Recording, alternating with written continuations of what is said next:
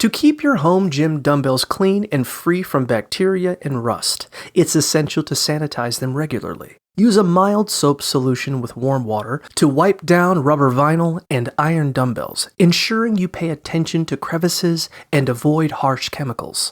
Rinse and dry them immediately with a lint-free cloth, and consider using alcohol-free disinfectant wipes post-workout for extra cleanliness. For adjustable dumbbells, disassemble them for thorough cleaning of each part. If rust appears, scrub it off with sandpaper or a wire brush. Soak the dumbbells in a vinegar water solution for up to 72 hours, then rinse and dry them thoroughly. Finally, apply a rust protector and, if desired, spray paint for improved appearance and longevity. Aim for weekly maintenance to prevent grime buildup and keep your equipment in top shape.